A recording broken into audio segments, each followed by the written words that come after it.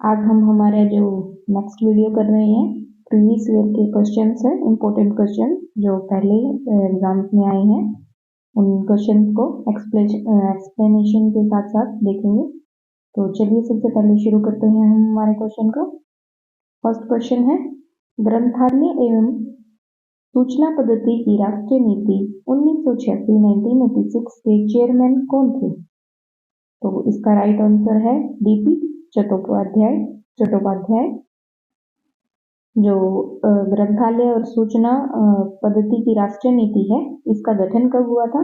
1985 में, एंड इसको प्रतिवेदन जो किया गया था, प्रतिवेदन इसकी हुई थी 1986 में। ओके, तो इसके जो अध्यक्ष थे, चेयरमैन थे, वो कौन थे? टीपी चट्टोपाध्याय।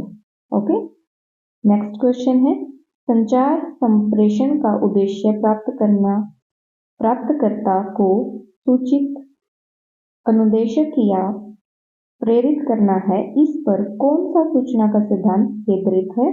तो राइट आंसर है एक कॉक्स सिद्धांत। ओके, एक कॉक्स सिद्धांत। नेक्स्ट क्वेश्चन करते हैं। नेक्स्ट है SMPR संचार प्रतिरूप का विकास किसके द्वारा किया गया था? तो जो SMPR है, ये जो कम्युनिकेशन का मॉडल है, इसका विकास किसने किया था? डेविड के ब्लो ने। और SMPS का मतलब क्या होता है? सोर्स, M से मैसेज, C से चैनल और R से रिसीवर, जो लास्ट में जो हमारी कोई भी कम्युनिकेशन डिबेट है या फिर कुछ भी मैसेज है, उसको जो रिसीव करता है। ठीक है, तो SMCR ये जो एक रेखीय मॉडल था, एक लाइन में ग्रो चलने वाला मॉडल था, जिसको किसने? बर्लो, जो के बर्लो हैं, डेविड के बर्लो, इन्होंने अपनी बुक में 1960 में सबसे पहले इसको क्या है, पब्लिश किया था। और बुक का नाम क्या था? The process of communication. ठीक है, द प्रोसेस ऑफ कम्युनिकेशन। ठीक है, कम्युनिकेशन। इस बुक में इन्होंने अपने जो SMSPR है, जो संचार का एक रेखीय मॉडल है, इसको प्रकाशित किया था 1960 में। और इसको क्या है, बर्लो मॉडल भी कहा जाता है, SMCR संचार मॉडल या फिर बर्लो संचार मॉडल। ठीक है, नेक्स्ट क्वेश्चन देखते हैं। इसका ए आंसर है। ओके, नेक्स्ट है ए, निम्नलिखित में से किसका उपयोग वॉइस या डाटा संचार हेतु ट्रांसमिशन माध्यम के रूप में नहीं किया जाता? तो इसका आपको पता है, ऑप्टिकल वायर्स भी होती है, कॉपर वायर्स भी होती है और कोएक्सियल वायर भी होती है, लेकिन प्लास्टिक की कोई वायर नहीं होती, क्योंकि प्लास्टिक तो जो करंट है या फिर जो हमारा ट्रांसमिशन है उसका अवरोधक है, उसको भेजता नहीं है, वो तो उसको रुकावट पैदा करता है प्लास्टिक तो। ठीक है, तो इसका राइट आंसर क्या होगा? डी। जो प्लास्टिक की वायर्स होती है, वो डाटा को या फिर जो संचार है, जो वॉइस है या फिर कोई भी इलेक्ट्रिक जो कम्युनिकेट की रेंज हैं, वाइड्स हैं, जो पास होती हैं, उनको जाने नहीं देता प्लास्टिक। ठीक है, तो क्या है? प्लास्टिक वायर है जो ट्रांसमिशन में अवरोध पैदा करता है। ठीक है, बाकी आपने सब देखी होंगी, ऑप्टिकल, कॉपर एंड कोएक्साइड वायर। ठीक है, जो इलेक्ट्रिक के लिए या फिर कोई जैसे केबल चैनल डिश के लिए यूज होती है, वो सभी वायर्स है। ठीक है, नेक्स्ट करते हैं। फिफ्थ क्वेश्चन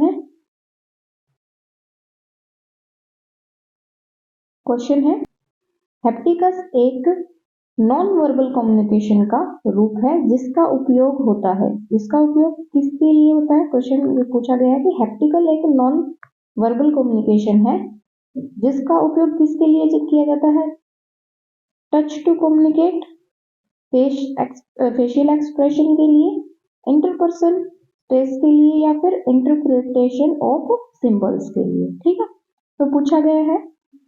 सबसे पहले हम जानते हैं नॉन वर्बल कम्युनिकेशन क्या होता है, जिसमें किसी संचार करने के लिए नियमों का पालन नहीं किया जाता, औपचारिक नहीं होता ये, अपनी मर्जी से फेशियल जो एक्सप्रेशन है वो भी, या फिर जो हमारे संकेतों के द्वारा, फेस एक्सप्रेशंस के द्वारा, या फिर इशारों के थ्रू, जैसे हम अपने बात को रिसीवर तक पहुंचाते हैं, उसे समझाते हैं कि हम क्या बोलना चाह रहे हैं, तो वो चीजें क्या है, नॉन वर्बल कम्युनिकेशन है। तो ये जो है संकेतों के द्वारा या फिर फेशियल एक्सप्रेशन, ये तो इसके अंदर इंटरनल चीजें हैं। मेन जो कम्युनिकेशन का प्रारूप है, ये किसके लिए उपयोग होता है, संप्रेषण हेतु, स्पर्श करने के लिए, टच टू कम्युनिकेट, कम्युनिकेट करने के लिए हम क्या है, नॉन वर्बल कम्युनिकेशन का यूज करते हैं।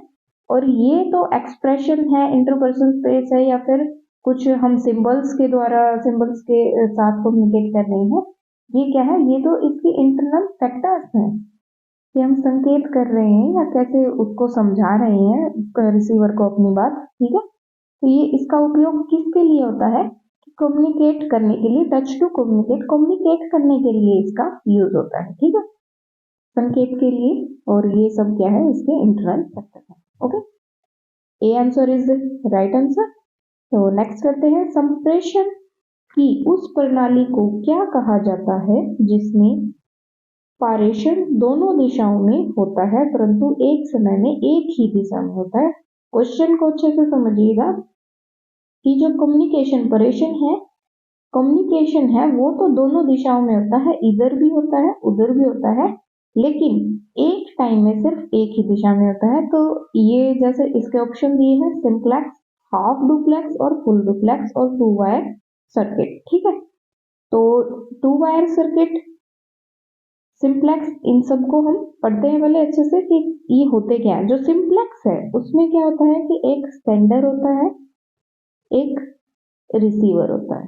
ठीक है, और इसमें कम्युनिकेशन क्या है, एक ही दिशा में होता है, एक ही दिशा में होता है। ये बात तो इसकी राइट हो गई सिंप्लेक्स में, लेकिन दोनों दिशाओं में होता, दोनों दिशाओं में, इसमें कहा है एक समय में एक दिशा में होता है। तो सिंप्लेक्स में तो होता ही एक दिशा में है, सिर्फ दोनों दिशाओं में नहीं होता। जैसे इसका एग्जांपल क्या है, हम माउस के थ्रू क्या है, कंप्यूटर में प्रोसेसर को कोई कमांड देते हैं, माउस एंड प्रोसेसर। ठीक है, माउस एंड प्रोसेसर इसका एग्जांपल हो गया। नेक्स्ट है हाफ डुप्लेक्स। हाफ डुप्लेक्स में क्या है, एक सेंडर होता है सेम, फिर एक रिसीवर होता है, उसके पास में हमने क्या है, कोई जो हमारा संदेश है वो भेज दिया, फिर रिसीवर है वो सेंडर के पास में भेजता है। ठीक है, तो इसमें क्या हुआ, कम्युनिकेशन दोनों दिशाओं में भी हो रहा है और एक टाइम में सिर्फ एक ही दिशा में हो रहा है। इसका एग्जांपल क्या है, जैसे वॉकी टॉकी। ठीक है,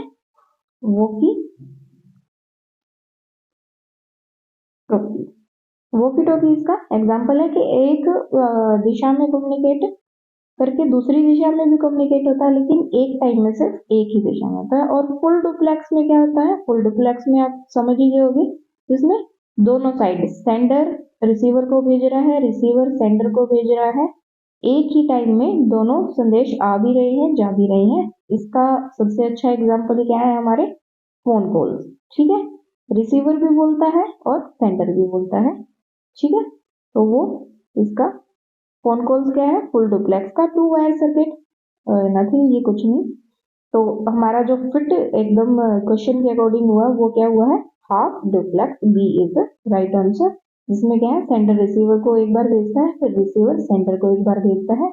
इसका एग्जाम्पल क्या है, वॉकी टॉकी। और इस फुल डुप्लेक्स में जैसे फोन कॉल हो गए हमारे, या फिर लोकल एरिया नेटवर्क हो गए। ठीक है, और सिंप्लेक्स में ओनली क्या है, सिर्फ संदेश, कोई कमांड है वो भेजी जाती है सेंडर से रिसीवर तक, वो क्या है, माउस और प्रोसेसर हो गया। ठीक है, नेक्स्ट देखते हैं। नेक्स्ट क्वेश्चन, 7th क्वेश्चन है, संप्रेषण के समव्यवहार मॉडल का सुझाव किसने दिया। तो इसका राइट आंसर है डेनी बर्लैंड ने दिया था। ठीक है, तो इन्होंने ये अपना जो कम्युनिकेशन का संव्यवहार का मॉडल है वो 1970 में दिया था डी बर्लैंड ने। और इसमें इन्होंने क्या बताया था कि जो कम्युनिकेशन है वो गतिशील है, लगातार एक कंटिन्यूअसली चलता रहता है, सतत है, कंटिन्यूअस है, गोलाकार है, घूम के आता रहता है, और जो नॉन चेंजेबल है, चेंज नहीं किया जा सकता जो संचार है। ठीक है, और अनरिपीटेबल मतलब बेजोड़ है। तो डी बर्लैंड के अकॉर्डिंग क्या है, संचार गतिशील, सतत, वृत्ताकार और अपरिवर्तनीय, जटिल और बेजोड़ है। ठीक है, और ये मॉडल जो कम्युनिकेशन का समव्यवहार मॉडल है वो उन्होंने 1970 में दिया था। नेक्स्ट क्वेश्चन करते हैं, औपचारिक, इसका आंसर बी है। औपचारिक संचार किस पर आधारित है? औपचारिक संचार, अभी हमने नॉन वर्बल कम्युनिकेशन पढ़ा था, वर्बल कम्युनिकेशन। वर्बल कम्युनिकेशन क्या है कि एक निर्धारित नियमों का पालन करके कम्युनिकेट किया जाता है, वो क्या है, औपचारिक संचार है। दो या दो से ज्यादा पर्सन, 3, 4 जो भी है, ये क्या है, एक जो चैनल डिसाइड कर दिया गया है उसके अकॉर्डिंग ही कम्युनिकेट करते हैं, वो क्या है, वर्बल कम्युनिकेशन। जैसे एक कंपनी का एग्जांपल लेते हैं, सबसे ऊपर बॉस होता है, फिर वो जूनियर जो मैनेजर है या फिर उसको कोई जो उसका चैनल कोई मैसेज है, वो मैसेज अपने क्या है, मैनेजर को देता है। मैनेजर क्या है, जूनियर जो मैनेजर होगा उसको देगा। ठीक है, और फिर सबसे लो लेवल का जो वर्कर्स होंगे, जूनियर लेवल जो है वो क्या है, वर्कर्स को उस मैसेज को पहुंचाएगा।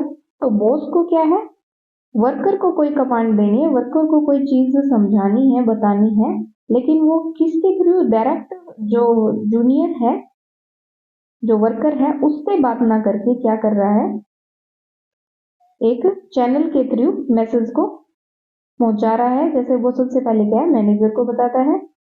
ये जो डायरेक्ट बॉस से और वर्कर के तक का जो कम्युनिकेशन होता है वो है नॉन वर्बल। और वर्बल में क्या है, boss to manager, manager to junior manager and junior manager to worker. ठीक है, तो जो एक चेन के अंदर, चैन और एक नियम के अंदर दो या दो से ज्यादा पर्सन के बीच में जो कम्युनिकेशन होता है, जो जानकारियां इधर से उधर ट्रांसफर होती हैं, वो क्या है, औपचारिक या वर्बल कम्युनिकेशन। ठीक है, तो औपचारिक संचार किस पर आधारित है, स्केल चैन पर। ठीक है, स्केल चैन, चैन नहीं, स्केल वाइज चैन। ठीक है, इस चैन में और स्केल चैन में आप कंफ्यूज मत होना। तो ठीक है, क्या है, चैन नहीं, scale chain, D is the right answer. Scale के अकॉर्डिंग चैन, स्केल नियमों के अकॉर्डिंग चैन जो चलती है।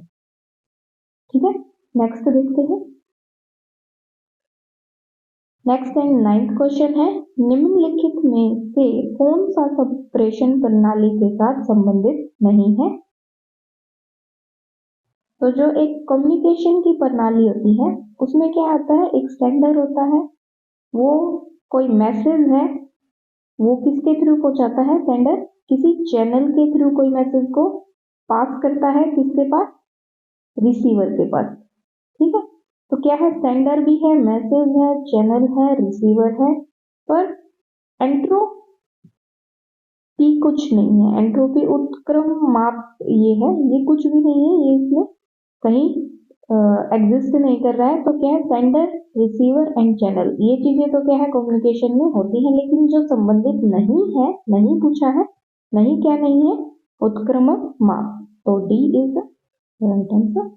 नेक्स्ट क्वेश्चन देखते हैं, निम्नलिखित में से किसके द्वारा संचार के मॉडल निरूपित किए गए हैं? जो दो पर्सन्स हैं, शैनन एंड वीवर का संचार मॉडल है। ये दो पर्सन्स हैं जिन्होंने कम्युनिकेशन के मॉडल को मॉडल निरूपित किए हैं, मॉडल को विकसित किया है। लेकिन ब्लैक एंड माउंटेन इनका कोई मॉडल नहीं है। रंगनाथन जी ने और नील मेघन, इन्होंने भी मिलकर कोई कम्युनिकेशन मेथड नहीं बनाया है, और गबरन और लासवेल ने भी कोई नहीं बनाया है। तो ये सब क्या है, नो तो राइट आंसर क्या है? शेनन एंड वीवर का मैथमेटिकल मॉडल है जो इन्होंने डेवलप किया था दोनों ने मिलकर। और कब किया था? 1948 में शेनन एंड वीवर ने मिलकर the mathematical theory of communication ऐसे करके एक इन्होंने जो अपना लेख था वो प्रकाशित किया था जिसमें ये थ्योरी दी थी कम्युनिकेशन की। ठीक है, नेक्स्ट देखते हैं।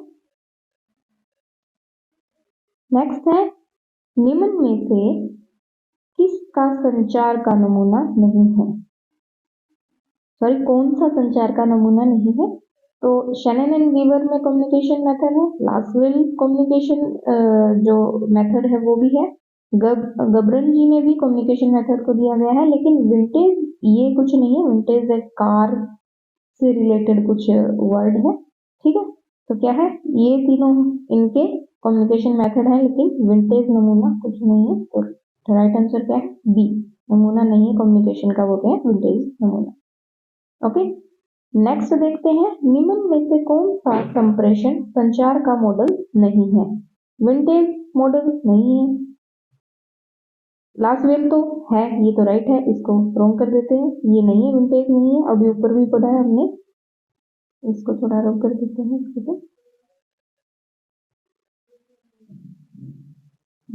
तो विंटेज नहीं है, लासवेल है, एपीडीमेक ये भी कोई मॉडल नहीं है, गबरन का मॉडल भी है।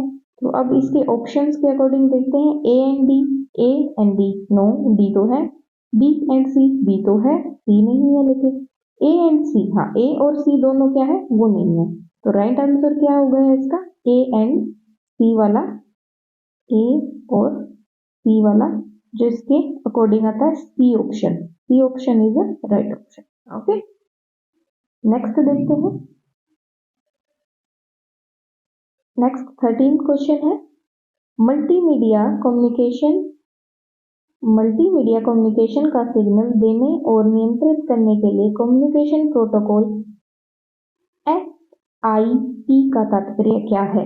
या फिर ऐसे कह लो SIP की कम्युनिकेशन के जो प्रोटोकॉल है कम्युनिकेशन के फील्ड में क्या है? SIP के फुल फॉर्म क्या है? तो सबसे पहले इसकी फुल फॉर्म क्या होगी? आई वाला तो आप देख सकते हो। तो सबसे पहले क्या है? Signalling information protocol, internet session protocol, no. Third है sound initiation protocol, no. And last है सेशन इनिशिएशन प्रोटोकॉल। राइट क्या है? Session initiation protocol is the right answer, SIP की फुल फॉर्म। ठीक है, नेक्स्ट है, वर्जिन नेवलिंग के सूचना सिद्धांत के किस उपागम के अंतर्गत सूचना को भौतिक वस्तुओं जिनका बोध हो सकता है या नहीं के बीच स्थित संबंध के रूप में देखा जाता है? राइट आंसर इज संरचनात्मक उपागम। ये मुझे वर्जिन नेवलिंग जो सूचना सिद्धांत है ये मुझे नहीं मिला। इसका राइट आंसर ये होगा अकॉर्डिंग टू जो UGC नेट 2014 के पेपर के अकॉर्डिंग। इसका राइट आंसर की में सूचना संरचनात्मक उपागम है, लेकिन मुझे ये कम्युनिकेशन मॉडल नहीं मिला। अगर आपको मिले कहीं या फिर आप इस कम्युनिकेशन मॉडल के बारे में जानते हैं, प्लीज कमेंट में करके बताइएगा क्या होगा राइट आंसर और कैसे इसको क्या एक्सप्लेनेशन है। ठीक है, नेक्स्ट देखते हैं। 15th है, किस आयोग ने विश्वविद्यालय के कुल बजट का 6.5% अपने पुस्तकालय के लिए नियुक्त करने की सिफारिश की थी? ठीक है, ये क्वेश्चन इंपॉर्टेंट है, KVS 2018 में भी आया है और UGC नेट के 2018 के पेपर में भी आया है। तो इसके ऑप्शन है सिन्हा समिति, कोठारी शिक्षा आयोग या रंगनाथन समिति या राधाकृष्ण उच्चतर शिक्षा आयोग। तो इस क्वेश्चन के अकॉर्डिंग इसके दो आंसर हो सकते हैं। एक जैसे राधाकृष्ण उच्चतर शिक्षा आयोग है, इन्होंने 1948 में क्या है डॉक्टर राधाकृष्णन की अध्यक्षता में ये राधाकृष्ण उच्चतर शिक्षा आयोग की स्थापना की गई थी, जिसमें इन्होंने सिफारिश की थी 6.25% या फिर ₹40 पर स्टूडेंट। ठीक है, पर स्टूडेंट क्या है, एक ₹40 पर स्टूडेंट या 6.25% जो पुस्तकालय के लिए प्रति छात्र को खर्च किया जाएगा। उन्होंने उनकी जो आयोग थी उसकी सिफारिशें ये थी, लेकिन 1966 तक जो ये आयोग चला था, कोठारी शिक्षा आयोग, इसमें इन्होंने क्या सिफारिश की थी कि जो शैक्षणिक बजट है उसके रूप में 6.5% तक जो लाइब्रेरी के लिए, और इस 6.5 को 10% तक बढ़ाया जा सकता है।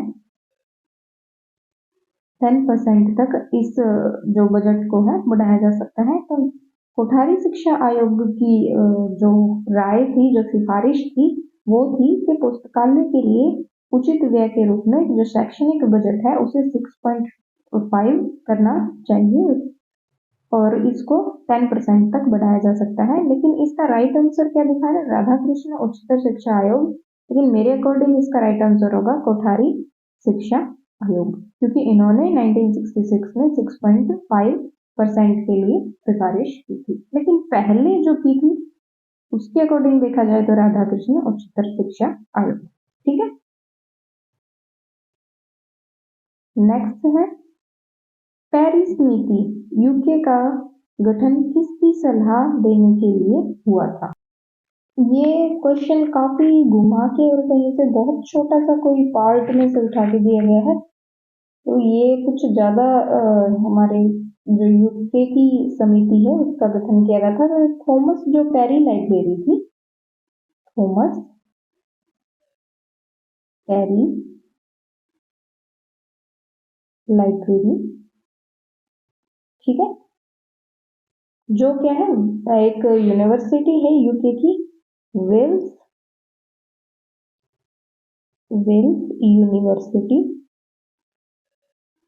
समझ जाना, यूनिवर्सिटी एब्रिस्ट, ये यूनिवर्सिटी है वेल्स यूनिवर्सिटी एब्रिस्ट, जिन्होंने क्या है थॉमस पेरी लाइब्रेरी के अंदर स्थित थी, इस यूनिवर्सिटी के अंदर उन्होंने इस जो सलाह उन्होंने क्या दी थी, उन्होंने जो विश्वविद्यालय यूनिवर्सिटी के पुस्तकालय है उसके लिए सलाह दी थी। और इस पुस्तकालय का जो गठन हुआ था, जो इस पुस्तकालय को ओपन किया गया था, वो 1970 में, जून 1970 में ओपन किया गया था और अगस्त 2018 में ये बंद भी हो चुकी है। ठीक है, 1970 जून में इसे ओपन किया गया था एंड अगस्त 2018 में पेरी जो यूके की एक लाइब्रेरी, थॉमस पेरी लाइब्रेरी थी, वो बंद भी हो चुकी है। और किस यूनिवर्सिटी में थी, Wales university Aberystwyth. Okay, next question करते हैं।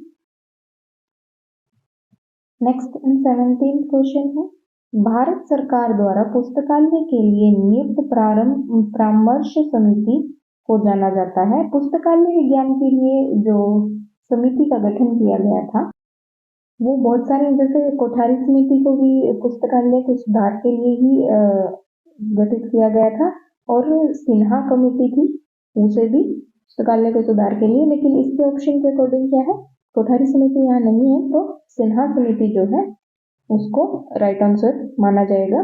तो जो सिन्हा कमेटी थी वो किसकी अध्यक्षता में थी, केपी सिन्हा जी की अध्यक्षता में इस समिति को विकसित किया गया था। और इस समिति को क्या बोलते हैं, पुस्तकालय सलाहकार समिति 1957 पुस्तकालय सलाहकार समिति। ठीक है, और इसकी जो रिपोर्ट थी वो कब तैयार हुई थी, 1958 में। इसको डेवलप किया, समिति का जो गठन हुआ था 1957 में, लेकिन इसकी रिपोर्ट तैयार हुई थी 1958 में। और इसका राइट आंसर क्या है, पुस्तकालय के लिए परामर्श के लिए जो समिति नियुक्त की गई थी, इन सारे जो समिति हैं उनके ऑप्शन के अकॉर्डिंग सिन्हा समिति का राइट आंसर। नेक्स्ट क्वेश्चन देखते हैं, योजना समिति द्वारा गठित पुस्तकालय का कार्यकारी समूह 1964 के अध्यक्ष का नाम क्या था। अगर यहाँ 1964 ना होता तो काफी कंफ्यूज होता कि क्योंकि पुस्तकालयों के जो विकास के लिए तो कमेटी बनाई गई है, वो कोठारी समिति भी है, केपी सिन्हा भी है, डॉक्टर डी देशमुख जी द्वारा भी बनाई गई है। ठीक है, तो ये सारे जो अध्यक्ष थे उनके द्वारा कमेटीज बनाई गई हैं। लेकिन जो इन्होंने इसमें मेंशन कर दिया 1964, तो इससे क्या है, जो कोठारी आयोग था वो कब बनाया गया था? 1964 में। और किसकी अध्यक्षता में बनाई गई थी ये समिति? DS कोठारी। ओके, तो राइट आंसर क्या हुआ? DS कोठारी। 1964 में कौन सी कमेटी बनाई गई थी? 1964 में DS कोठारी जी की अध्यक्षता में। इसका वैसे कमेटी का नाम था राष्ट्रीय शिक्षा आयोग, राष्ट्रीय शिक्षा आयोग। लेकिन DS कोठारी जी की अध्यक्षता में बनाई गई थी, इसलिए इसे कोठारी आयोग भी बोल दिया जाता है। तो 1964 के जो अध्यक्ष थे उनका नाम क्या था? DS कोठारी। ठीक है, और 1966 में इसकी क्या है? रिपोर्ट प्रस्तुत की गई। ओके, 1966 में इसकी रिपोर्ट को प्रस्तुत किया गया था। अलग से लिख देते हैं, 1966 में इसकी रिपोर्ट को प्रस्तुत किया गया था। नेक्स्ट क्वेश्चन देखते हैं। नेक्स्ट एंड लास्ट है, 20 क्वेश्चन हो जाएंगे कंप्लीट। भारत में किस वर्ष हंटर आयोग का गठन किया गया था? हंटर आयोग काफी पुराना और फेमस आयोग है। इससे क्या है, 1982 में किया गया था, गठित किया गया था। इसकी कहानी क्या है कि 1980 में जो हमारे गवर्नर जनरल थे वो किसको 1980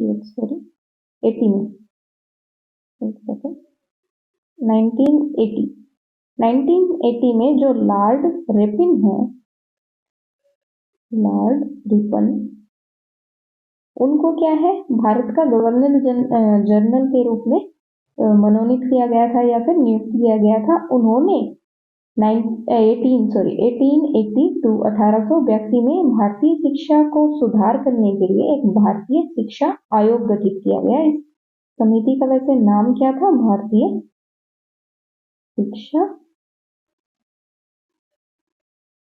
आयोग। लेकिन ये क्या है, इसके जो अध्यक्ष थे वो थे विलियम हंटर। यहां लिख देते हैं, विलियम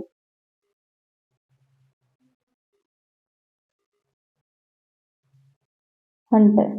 विलियम हंटर इसके अध्यक्ष थे, जिसके कारण इस आयोग का, इस कमेटी का नाम क्या? हंटर आयोग पड़ गया। ठीक है, और इन्होंने अपने जो इस आयोग था, इस कमीशन था, इसका मेन बनाने का कारण क्या था? इसके सुझाव क्या दिए थे? उनकी उद्देश्य क्या था कि जो प्राथमिक शिक्षा है, माध्यमिक शिक्षा है, उच्च शिक्षा है, जो मिडिल लेवल और प्राइमरी लेवल और अपर लेवल की जो शिक्षा है, एजुकेशन है, उसको बढ़ावा देना।